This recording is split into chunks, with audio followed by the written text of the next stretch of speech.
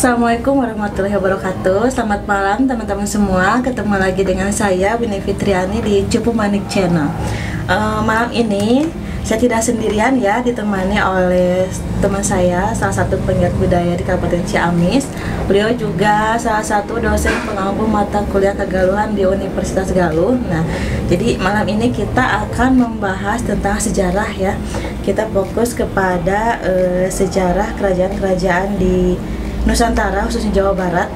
Ada The Great Kingdom of Dwipantara ya. Jadi kita akan membahas diawali dengan Kerajaan Tarumanagara terlebih dahulu. Selamat malam Kang Seno. Ya, selamat malam. Saya panggilnya Kang Eno aja lah ya, biar tidak terlalu lebih akrab lagi gitu. Jadi gini Kang, saya penasaran dengan sejarah ya yang ada di Nusantara, khususnya di Jawa Barat ini. Banyak sekali kerajaan-kerajaan yang memang sangat kerajaan-kerajaan besar yang mengukir sejarah di Nusantara gitu, khususnya Jawa Barat. Kita mengenal beberapa kerajaan seperti Tarumanagara dan lain-lain. Nah, Tarumanagara ini setahu saya kerajaan tertua di Jawa Barat. Nah, teman-teman sahabat Cupu Manik semua pasti kan tidak semua mengetahui gitu ya. Ada yang sudah tahu, ada yang memang belum sama sekali, atau yang baru mengenal sedikit gitu ya tentang apa sih dan bagaimana sejarah kerajaan Tarumanagara itu. Nah, kita langsung saja simak penjelasannya dari Kang Eno ya. Mudah-mudahan berkenan. Mangga Kang. Sebenarnya kalau kita membicarakan tentang sejarah kerajaan-kerajaan di Nusantara, khususnya di Jawa Barat, itu sangat luas sekali. Terutama kalau kita membicarakan Tarumanagara, itu sebenarnya ada satu kerajaan yang memang erat kaitannya dengan Tarumanagara itu sendiri. Tarumanagara itu kan salah satu kerajaan yang memang sangat populer sekali, khususnya di Jawa Barat. Dengan adanya peninggalan berupa prasasti, ada 7 buah prasasti di sana. Terus keterangannya juga sangat luar biasa sekali. Dalam salah satu prasasti Ciaruten, ada prasasti Tugu di sana yang memberikan isi keterangan bahwa adanya salah satu sungai yang hasil karya atau penggaliannya tersebut itu dibuat atau dengan karyanya Sang Prabu Purnawarman pada waktu itu. Nah, iya, Prabu siapa? Purnawarman. Ya. Nah, Prabu Purnawarman ini adalah raja ketiga dari Tarumanagara. Kita flashback dulu. Oke, boleh. Kita flashback dulu. Sebelum Tarumanagara sebenarnya ada satu kerajaan yang pernah tersirat dalam salah satu naskah hasil dari hasil sawala atau hasil musyawarah para sejarawan, para budayawan, para sesepuh pada waktu itu, yaitu hasil dari tulisan dari Pangeran Wasakerta Cirebon. Beliau itu sangat istilahnya beliau sangat antusias sekali karena beliau juga salah satu sejarawan populer pada waktu itu. Jadi memberikan keterangan dalam naskah Wasakerta tersebut, yaitu ada salah satu kerajaan di Jawa Barat, kerajaan kalau dalam bahasa Sundanya mungkin kerajaan Anumunggaran. Kerajaan yang pertama ya, Anumunggaran atau pertama Anumunggaran di Jawa Barat yang pertama, yaitu disebutnya Kerajaan Salakanagara di sana. Nah, mungkin teman-teman Cupu Manik juga pernah mendengar atau mungkin pernah membaca bahwa ada Kerajaan Salakanagara. Nah, Kerajaan Salakanagara ini ternyata ini kerajaan yang cukup tua sekali pada waktu itu, yang sudah berdiri itu tahun 130 Masehi. Berarti abad ke berapa ya? Abad ke 1 ya? Ke-1 bisa dibilang ke-1. Nah, di mana letaknya kerajaan Salakanagara ini? Letaknya kalau untuk lokasi sekarang mungkin itu lebih condong ke masuknya ke wilayah Pandeglang. Banten ya? Banten, daerah Banten ya. Salakanagara disebutkan dalam naskah Wasakerta tersebut itu beribu kota, disebutnya beribu kota di Rajatapura. Rajatapura. Nah, Rajatapura yang artinya pada waktu itu Rajatapura itu yaitu negeri perak gitu. Negeri Perak. Ya, jadi kalau Masih sangat ya. kalau saya mendengarnya masih sangat agak asing ya. Asing. Karena memang Salakanagara sendiri punten ya kayaknya. Jadi memang di dunia pendidikan gitu, di kurikulum mata pelajaran sejarah di tingkat pendidikan menengah dasar gitu ya. Jadi memang tidak disebutkan adanya kerajaan itu. Baru kemarin pas kuliah gitu ya, pernah sih dengar ada kerajaan Salakanagara, tapi memang katanya sumber-sumber pun masih terbatas ya, jadi memang belum ada penelitian yang lebih lanjut. Jadi ini menarik sekali kalau misalkan sekarang dikupas sedikit, nggak apa-apa ya tentang Salakanagara, nanti akan nyambung ke kerajaan-kerajaan selanjutnya setelah itu. Ya, memang Salakanagara ini sangat masih dalam tahap penelitian. Kita juga masih dalam tahap penelitian, ataupun mungkin dengan adanya Cepu Manik ini mungkin nanti teman-teman juga bisa ada yang menambahkan juga, ada punya referensi, nambahkan, kita welcome juga ya Teh. Iya. Ya. Nah, terus Salakanagara ini tadi didirikan tahun 130 Masehi dengan raja pertamanya yaitu Prabu Dewawarman pada waktu itu. Prabu Dewawarman, beliau berasal dari mana? Ternyata kalau kita telaah atau kita baca, kalau kita bedah dalam manuskrip tersebut disebutkannya Dewawarman ini berasal dari India. Ya, berasal dari India. Beliau datang ke sini, datang ke Nusantara dengan membawa dua misi. Satu, memang beliau sebagai duta dari kerajaan tersebut, kerajaan beliau. Yang kedua, karena pada waktu itu di India, tepatnya di daerah India Kidul atau India sebelah selatan ya. Ya, sebelah selatan itu sedang terjadi krisis dalam artian krisis dalam perekonomian pada waktu itu. Jadi beliau mengembara ke berbagai kerajaan untuk menemukan atau dengan mengukur atau menuliskan tentang pola-pola perdagangan untuk menghidupkan kembali perekonomiannya di India. Nah, pada waktu masuk ke Nusantara, beliau pertama masuk itu ke wilayah Pandeglang, Banten ini. Ya, Pandeglang, Banten ini. Di sana beliau itu bertemu dengan seorang sesepuh, bisa dibilang sesepuh, atau kalau zaman dulu itu disebutnya penghulu desa. Penghulu desa, kalau sekarang mungkin ketua adat ya, ketua adat atau itu penghulu desa. Yang disebutkan di sana yaitu namanya Aki Tirem. Nah, itu. Aki Tirem. Pernah dengar sih, tapi belum tahu ya gimana nih, siapa sih dan bagaimana Aki Tirem itu. Aki Tirem ada banyak versi. Kalau kita datang ke daerah Pandeglang di sana, ternyata Aki Tirem itu banyak sekali versi nama-nama Aki Tirem. Ada yang menyebut dengan Aki Jangkung di sana. Terus ada juga yang menyebutkan inilah asal usul dari dongeng Aji Saka gitu kan. Banyak sekali versi di sana. Nah, tapi kita kita akan jelaskan secara versi menurut manuskrip saja. Ya, manuskrip saja. Aki Tirem ini ternyata seorang penghulu desa di daerah Pandeglang, Banten tersebut, dan dia sangat menerima sekali kedatangan dari Dewawarman, Prabu Dewawarman.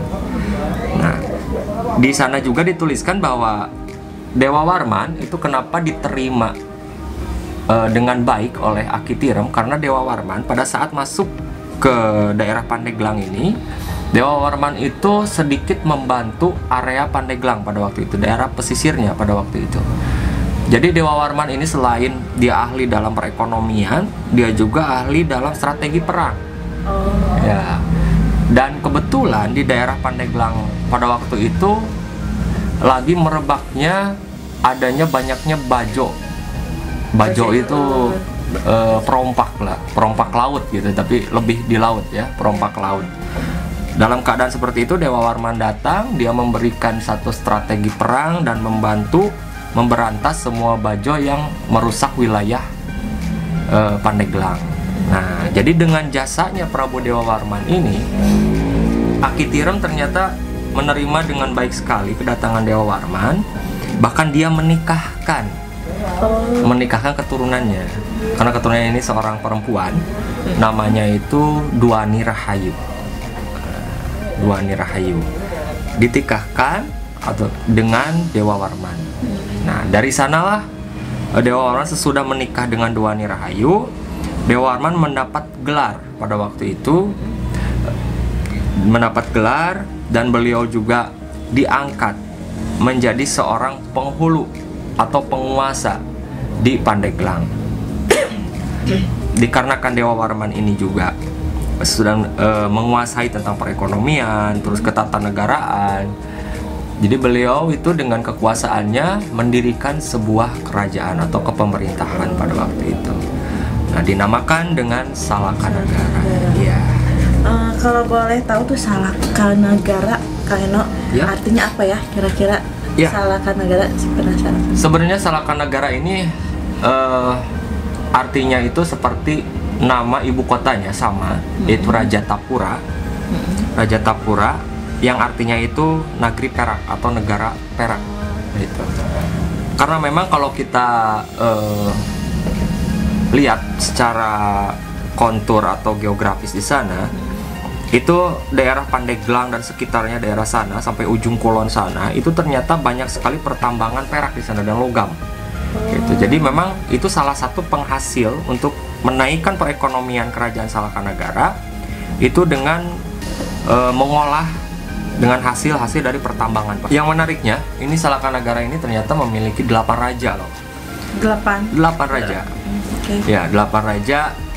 Kalau disebutkan dalam naskah Wangsakerta tersebut itu dari tahun 130 Masehi sampai 362. Berarti sekitar 200 tahun lebih ya? Iya. Hampir 300 tahun. 300 tahun ya, perkiraan kurang lebih seperti itu. Nah, 8 raja ini ternyata ini ahli dalam perekonomian, ahli dalam peperangan, karena itu yang memang diutamakan oleh Dewa Warman. Itu ahli dalam hal perekonomian dan perdagangan pada waktu itu. Oh, sektor utamanya itu? Iya, sektor utamanya itu yang ditonjolkan dalam kerajaan Salakanagara ini. Nah, apa hubungannya Salakanagara dengan Tarumanagara? Kalau kita ternyata itu ada memiliki benang merah antara Salakanagara dengan Tarumanagara. Itu dimulainya itu pada saat raja yang terakhir, yaitu Prabu Dharmawirya. Ada di sana salah satu raja yang bernama Prabu Dharmawirya. Nah, raja itu menikah dengan seorang prameswari yang bernama Rani Spatika Narwa Warman Dewi. Dan dari sanalah beliau itu punya keturunan, punya beberapa keturunan. Yang kesatu ada yang namanya Tirta Kencana, terus kedua yang namanya Indari gitu, dan ada beberapa lagi keturunan ke bawahnya. Cuman kita bawa saja Tirta Kencana. Boleh. Nah, dari Tirta Kencana ini, Tirta Kencana ini menikah dengan salah satu keturunan kerajaan Kandagalante pada waktu itu, kerajaan kecil. Kerajaan Kandagalante itu kerajaan kecil yang bernama Jayasingawarman. Kerajaan Kandagalante itu dari? Nah, kerajaan Kandagalante yang dikuasai oleh kerajaan Salakanagara itu, kalau kita lihat di sebelah barat itu ada Apuinusa. Itu ada Apuinusa itu kalau sekarang itu masuk wilayah Krakatau. Seperti namanya yang artinya Apuinusa itu berarti Nusa itu pulau dan Apui itu api, yang artinya pulau api gitu. Nah, terus ada juga yang namanya adalah Agrabinta, sampai ada kerajaan juga di sana Ujung Kulon gitu. Itu kerajaan-kerajaan Kandagalante yang dikuasai atau pusatnya di kerajaan Salakanagara sebagai kerajaan induknya gitu. Oh, jadi kerajaan Kandagalante itu kerajaan bawahan? Kerajaan bawahan. Nah, Tirta Kencana ini menikah dengan Jayasingawarman pada waktu itu. Nah, diberilah kekuasaan, Jayasingawarman ini diberi kekuasaan di daerah Sundapura. Nah, kalau kita lihat Sundapura ini, kalau untuk sekarang itu adanya di sekitaran Bekasi dan Kerawang. Karawang ya, kalau sekarang kita lihat lokasinya ini. Tahun berapa? Itu ternyata itu tahun 358.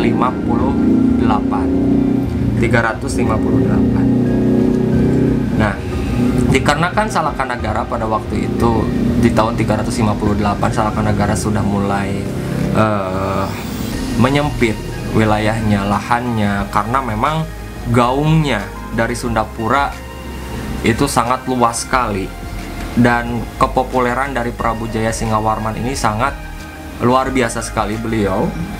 Jadi Salakanagara itu kalah pamor pada waktu itu. Kalah pamor oleh satu kerajaan, yaitu yang namanya Tarumanagara pada waktu itu. Jadi bukan berarti Salakanagara itu berubah menjadi Tarumanagara. Tidak seperti itu. Jadi sebelum Salakanagara berakhir sudah ada Tarumanagara. Sudah ada Tarumanagara. Nah, jadi di tahun 358 Jaya Singawarman itu kan dinobatkan menjadi raja, dan beliau itu mendirikan satu kerajaan yang namanya Tarumanagara pada waktu itu. Nah, Salakanagara masih ada.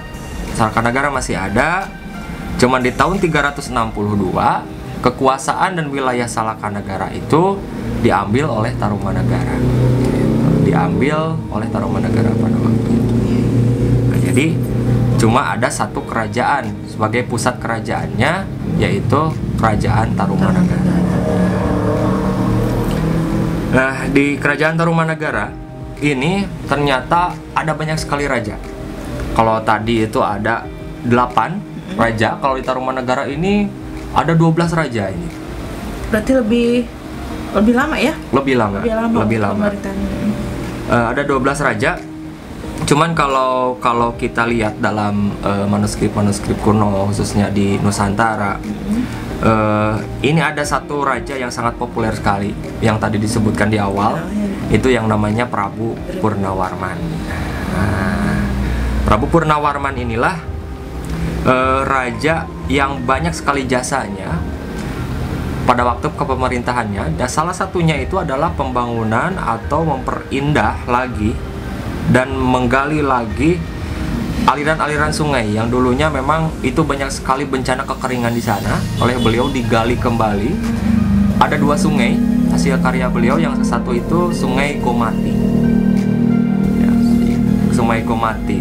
Ada juga dalam prasasti Tugu disebutkan ada sungai yang disebut dengan Sungai Candrabaga. Nah, Candrabaga. Atau itu, mungkin kira-kira lokasinya itu kan ya, nama sungainya agak ini ya, kurang populer sekali. Nah, apakah berubah nama atau memang sungainya tidak ada atau gimana itu? Sungainya itu Sungai Candrabaga atau Sungai Komati ini, kalau kita lihat sekarang itu yang disebut dengan Sungai Citarum. Nah, Sungai Citarum ya, Sungai Citarum. Seperti kenapa penamaan Tarumanagara, kembali lagi ke penamaan Tarumanagara. Kenapa Jaya Singawarman memilih nama Tarumanagara pada saat itu? Ternyata kalau kita artikan itu, tarum di sana itu adalah sejenis pohon. Pohon tarum ya. Sejenis pohon tarum. Pohon tarum yang memang banyak sekali itu tumbuh di sekitaran aliran sungai. Nah, makanya Jaya Singawarman ini menamakan kerajaannya dengan Tarumanagara. Jadi diambil dari nama sungai, nama pohon ya, jenis pohon ya. Taruma gitu, pohon taruma. Nah, sampai kapankah ini Tarumanagara eksistensinya gitu dalam kerajaan tersebut? Itu sampai tahun 669 Masehi. Sampai abad ke-6 ya. Iya, abad ke-6. Tarumanagara ini ada yang menarik juga dari Prabu Purnawarman kalau kita membicarakan tentang kerajaan Tarumanagara. Prabu Purnawarman ini ternyata mempunyai prameswari dari Bakulapura, bumi Bakulapura. Kalau kita lihat bumi Bakulapura itu, kalau sekarang kita artikan itu adalah Kalimantan. Kalimantan. Kalimantan, bumi Bakulapura, Kalimantan. Dan dia menikah dengan siapa? Ternyata menikah dengan salah satu prameswari, yang prameswari tersebut adalah keturunan dari adiknya Mulawarman. Mulawarman itu masih raja. Ya, Mulawarman itu adalah penguasa di Bakulapura atau Kalimantan dengan kerajaan yang terkenal, yaitu kerajaan Kutai. Oh iya, kerajaan Kutai, kerajaan Hindu ya. Iya, kerajaan Hindu pertama Nusantara ya. Iya. Nah, jadi sangat kaitannya sangat erat sekali kalau kita bedah kan, gitu. Jadi ternyata luas, jadi tidak ternyata memang kerajaan-kerajaan di Nusantara ini kerajaan-kerajaan yang saling berhubungan. Ya, saling berhubungan. Jadi kalau kita membicarakan tentang Nusantara, kita kembali lagi ke pedoman kita, yaitu ya memang ini persatuan, kita kembali ke NKRI gitu kan. Ini kerajaan-kerajaan ini berarti jauh dari kata Nusantara itu sendiri ya? Iya. Nah, kata Nusantara kan lebih, jadi lebih apa ya? Lebih baru. Lebih baru. Kata-kata Nusantara lebih baru. Oke. Sangat-sangat menarik sekali. Sangat menarik. Memang luas sekali ya bahasanya gitu. Siapa raja yang terakhir memegang kekuasaan di Tarumanagara? Ternyata itu seorang raja yang namanya itu Prabu Linggawarman. Prabu Linggawarman, beliau menjabat menjadi raja sampai tahun 669. 669 Masehi. 669 Masehi.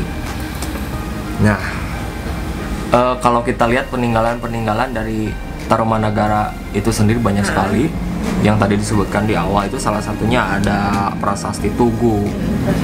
Ada juga kalau yang populer mungkin teman-teman Cepu Manik yang populer pasti pernah mendengar tentang Prasasti Ciaruten. Yang di Bogor ya. Padahal itu ada 7 prasasti yang menyangkut tentang Tarumanagara. Ada Prasasti Munjul di Lebak Banten sana ada. Terus ada prasasti Pasir Jambu, gitu kan. Ada banyak sekali prasasti. Salah satunya ada yang menarik juga. Ini ada prasasti yang memang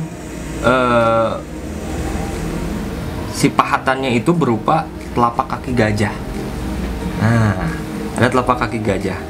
Itu Prasasti apa namanya?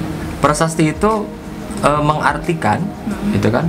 Mengartikan memang itu tentang keagungan, tentang kebijakan, tentang saking sakralnya seorang raja. Jadi dibuatlah prasasti yang memang pahatannya berupa gajah, telapak kaki gajah. Sahabat Cepu Manik sekalian, ya memang sangat menarik sekali pembahasan tentang kerajaan-kerajaan di Nusantara, kerajaan Tarumanagara ini. Tadi sudah dijelaskan oleh Kang Eno banyak sekali. Ini kalau dibedah secara detail tidak akan cukup waktu ya, tapi ini sangat menarik. Ada beberapa prasasti yang membuat saya penasaran. Tadi ada 7 prasasti, cuman saya penasaran dengan prasasti Ciaruten yang ditemukan di Bogor. Nah itu boleh Kang Sena diceritakan sedikit tentang bagaimana sih isi prasasti itu? Ya, prasasti Ciaruten memang itu sangat populer sekali. Atau bisa juga ada yang menyebut dengan prasasti Ciampea itu. Ciampea nama masih nama daerah di situ? Iya, itu nama daerah karena memang dari penamaannya itu sangat klasik sekali. Klasik. Ciampea ya. Aduh. Nah, dari prasasti Ciaruten ini yang menariknya di sana itu selain dari tulisan Pallawa, di sana ada pahatan tulisan Pallawa, di sana juga ada simbol seperti laba-laba. Laba-laba. Ya, ada pahatan-pahatan menyerupai laba-laba dan juga ada telapak kaki dari Prabu Purnawarman. Purnawarman yang telapak kaki dari Prabu Purnawarman. Nah, kalau kita lihat dari gaya tulisannya, ini peneliti itu sudah mengeluarkan satu hasil dari penelitiannya itu dibuat itu kira-kira di abad kelima ini. Abad kelima. Di abad kelima. Dan ada satu budaya atau tradisi pada waktu itu. Kenapa setiap kerajaan itu harus ada prasasti, tapi tidak semua raja mempunyai prasasti yang di dalamnya menginformasikan tentang raja tersebut. Nah, itu jawabannya sebenarnya kalau kita buka di dalam salah satu naskah. Ada termuat dalam beberapa naskah, salah satunya kita bawa saja itu di naskah Carita Parahyangan, dan ada juga naskah Raja-Raja Ibumi Nusantara di sana. Kalau kita lihat di sana, ternyata itu ada salah satu tradisi atau budaya di sana. Salah satunya adalah setiap raja yang sudah meninggal, kalau raja tersebut selama 12 tahun, sepeninggalnya itu selama 12 tahun, si masyarakatnya itu, masyarakat atau rakyatnya tersebut tetap mengenal, terus menjunjung tinggi gitu, banyak dibicarakan tentang kebaikannya dan apapun itu. Nah, itu selalu diadakanlah upacara serada pada waktu itu. Upacara serada. Seperti apa tuh upacara serada? Upacara serada ini adalah upacara pembakaran jenazah. Ya, jadi sesudah 12 tahun itu digali kembali si makamnya, langsung jenazahnya tersebut dibakar dan diadakanlah larung pada waktu itu. Di larung tuh dihanyutkan. Jadi ditaburkan si abunya ke aliran sungai. Gitu. Itu pada masa pemerintahan Raja Tarumanagara. Dan itu terjadi pada waktu Prabu Purnawarmani. Sebelum-sebelumnya tidak ada upacara itu? Tidak ada. Jadi setiap ada prasasti tersebut menginformasikan salah satu raja tersebut, berarti raja itu diadakannya upacara serada ke raja itu gitu. Ini bahasanya Sangsakerta pisannya, Sangsakerta gitu. Sangsakerta. Nah, ciri khas India. Ditemukan prasasti Ciaruten ini ternyata itu di abad ke-19-an. Itu tepatnya di tahun 1863 pada waktu itu. 1863. Ya, ditemukan prasasti Ciaruten di Sungai Ciaruten. Kalau sekarang mungkin itu masuknya Bogor, ya, Bogor. Dan dipindahkan karena areanya memang aliran sungai, dan itu karena untuk menjaga keutuhan dari prasasti tersebut, itu dipindahkan ke dataran area atas. Itu masuknya ke ada kampung yang namanya Kampung Muara. Kampung Muara itu di tahun 1981. Dan sekarang sudah dilindungi dari undang-undangnya oleh pihak BPCB Kepurbakalaan gitu. Jadi memang kalau kita ke sana sekarang, ya alhamdulillah sekarang sudah diamankan ke area yang lebih baik, gitu. Terjamin keamanannya, karena memang barang-barang seperti prasasti ini sangat penting sekali ya. Sangat penting sekali. Ini kan dibuatnya sekitar abad ke-5, ditemukannya abad ke-19. Itu berapa ribu tahun tertimbun dan baru ditemukan. Masya Allah. Oke, itu tentang prasasti Ciaruten ya. Tarumanagara itu berakhir tahun berapa kira-kira? Tarumanagara itu berakhir tahun 669. Berarti masa kejayaannya lumayan panjang. Lumayan panjang sekali. Tadi kan Salkanagara sampai di 300-an. Tarumanagara sampai 600. Oke. Dan ada yang menarik ini tambahan nih buat nanti juga kita tambahin buat nanti kita ini lagi kita bahas lagi. Ada bocoran sedikit nih dari ada bocoran sedikit nih. Ujian aja ada bocoran. Jadi ternyata Tarumanagara ini di tahun 669 itu sempat memindahkan ibu kotanya itu ke daerah yang namanya Pakuan. Nah, pasti teman-teman Cepu Manik sangat nggak asing dengan nama Pakuan. Tapi kita bahasnya nanti. Nanti Kita bahasnya. Masih jauh. Cuman bocorannya ini Tarumanagara berubah nama ini. Oh. Di tahun 669 berubah nama menjadi Kerajaan Sunda. Oke. Wah, semakin menarik, semakin saya agak-agak lumayan ini. Ya. Oh ya, tadi ada yang kelewat kayaknya tentang peninggalan selain prasasti.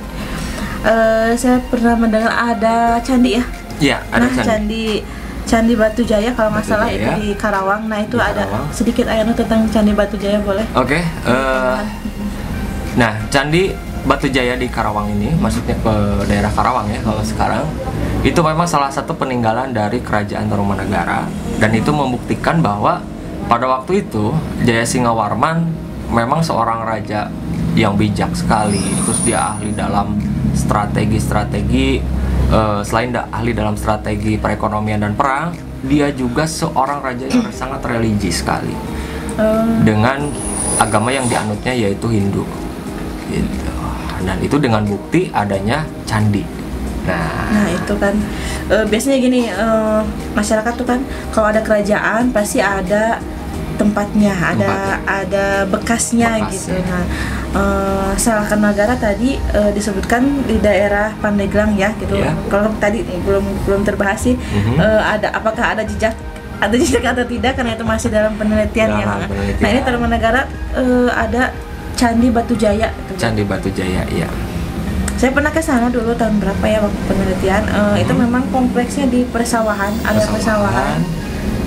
Awalnya ini dengar dari narasumber di sana gitu. Jadi awalnya tertutup oleh tanah. Jadi dalam bahasa Sundanya itu disebut hunyur, tumpukan tanah, ya. Bukit kecil gitu kan di area persawahan. Digali ternyata memang itu ada kompleks percandian yang memang lumayan luas sih. Lumayan luas sekali. Dan yang jadi menarik itu adalah bahan yang digunakan kalau kita tahu sekarang candi itu terbuat dari batu. Kan. Nah kalau di Batu Jaya itu kemarin saya lihat itu dari bata. Iya. Ukurannya luar biasa sekali. Ya sahabat Cupu Manik, jadi itu ya pembahasan mengenai kerajaan Salakanagara dan Tarumanagara. Jadi ada dua kerajaan tertua, yang pertama Salakanagara dan yang kedua Tarumanagara. Jadi kerajaan Salakanagara itu diperkirakan berdiri tahun 130 Masehi, kemudian kerajaan Tarumanagara berdiri tahun 358 sampai 669 Masehi. Memang sangat menarik sekali pembahasan tentang dua kerajaan besar ini. Kita akan sampai di sini saja dulu pembahasannya, dan nanti kita akan lanjut dengan tema yang baru dengan kerajaan selanjutnya. Terima kasih sudah setia dengan Cupu Manik Channel, dan terima kasih juga Kang Eno sudah datang di Cupu Manik Channel. Selamat malam. Dan buat teman-teman yang belum like, comment, share, and subscribe Cupu Manik, cepet-cepet ya karena gratis subscribe itu gratis gitu ya. Terima kasih sudah bersama Cupu Manik. Wassalamualaikum warahmatullahi wabarakatuh. Sampurasun.